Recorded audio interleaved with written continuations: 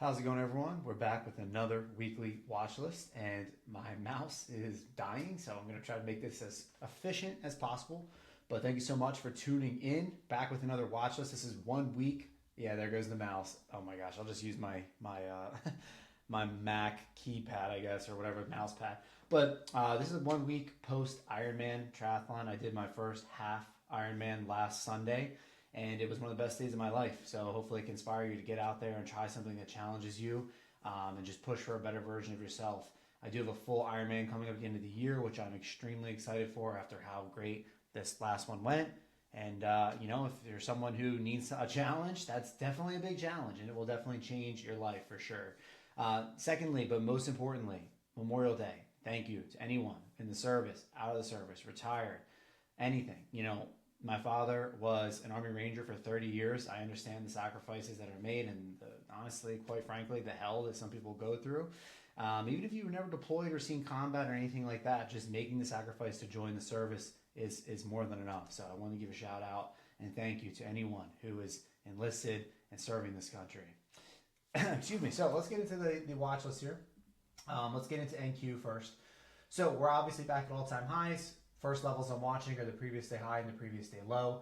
Pullback long still on the table. First pullback long, this pivot high at 29,400 to 29,423, right? Previous highs, previous highs, previous highs, previous highs. Can this hold the support? Underneath that is where I start to flip a little more bearish down to my next little pivot area of 29,310, by my next major low at 29,126, right? Even honestly down to here at 29,078. I wouldn't want to be short into that.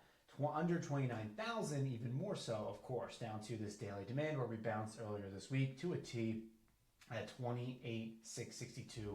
As far as upside goes, obviously just break and retest over an all-time high. Looking at QQQ, same thing. Previous day high, previous day low. Again, there's room, break and retest underneath previous day low, but there's room to take this down, which I will consider, but I'd rather just see if we get a pullback long here, right? Especially on futures. Again, this pivot high. Will this hold up? Will the bulls defend it? Okay. Upside over previous day high. All right. Let's go over to ES. So ES, previous day high, previous day low. Again, previous day high is just about that all-time high. So look, is there a little bit of room up to 75.40? Of course. Would I try longs there? Most likely with smaller size, quicker exits, right? That type of thing. Not really looking for any big runners till we get over 75.40.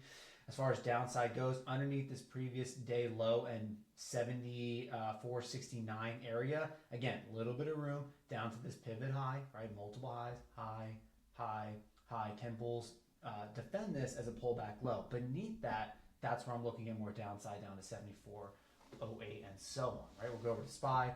Same thing here. Again, room under 743, absolutely. But $2 move down here in a really bullish market, I just don't love it. I'd rather look for the pullback long here. Maybe we bounce here, we reclaim PDL, and then we're long up to previous day high.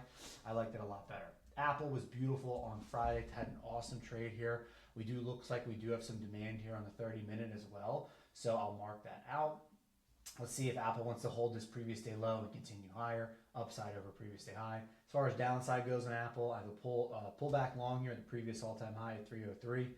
As far as downside, I'd really like to see it back under 300, but then you're kind of trading in this range right here.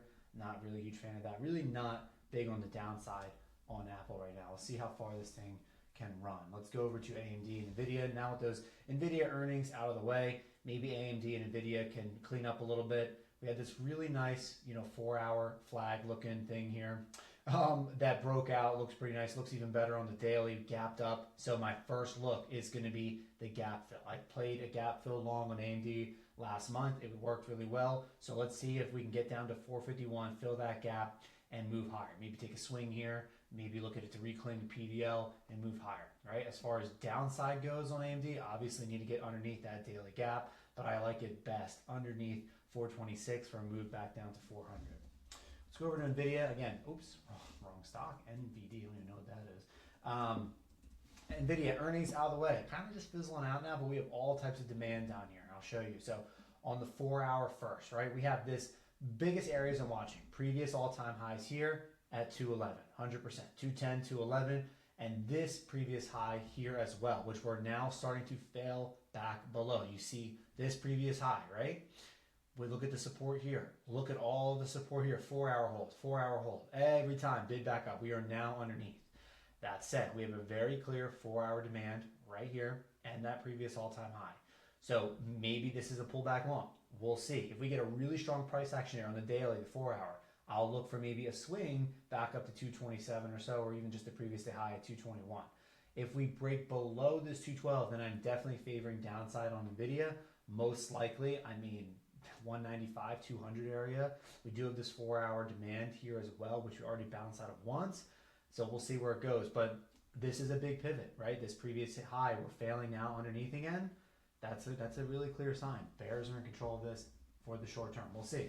Google, I got a little bit of a channel going here. We're on the 4-hour, so I don't really like it in between 393 and 378. As you can see, I have an alert here. Underneath 376, I'm looking for pullback long to the gap fill at 355. That would be a great long in my opinion, right? We have a big daily gap there, so I'll be looking for this to get filled 355 and we move higher. So let's see if Google wants to give that gap fill. All right, as far as upside goes, over 393, sure, but we have big supply, 4-hour and 1-hour supply up here on Google. Very obvious. Let's see if that wants to pop and fade back down. And then lastly, Amazon to wrap it all up. Amazon got this little trend line going here. We'll see. It broke out of it. We're already failing back down, so we'll see where it wants to go. There's a lot of room down underneath this PDL, so I definitely like that for a downside look. So maybe we look at a break and retest of this PDL here on Amazon come Tuesday. If it doesn't just do it on the futures overnight or when the market opens, I believe. I don't know if it does open tonight on Sunday for the Memorial Day weekend. Maybe it does. Nonetheless, but still pull back long territory. Maybe we get a pullback long here to this 261. Maybe we get a pullback long to 259, the previous all-time high. So I'll definitely be watching downside on that underneath the PDL, and for upside over previous day high in 270 back to all-time high at 273. So that's going to wrap it up. Thank you so much for watching. If you did enjoy, please consider dropping a like, commenting, subscribing to the channel. It would mean the absolute world to me, and I'll have a blessed week, and I will see you all I will see you all in the next watch list. Peace.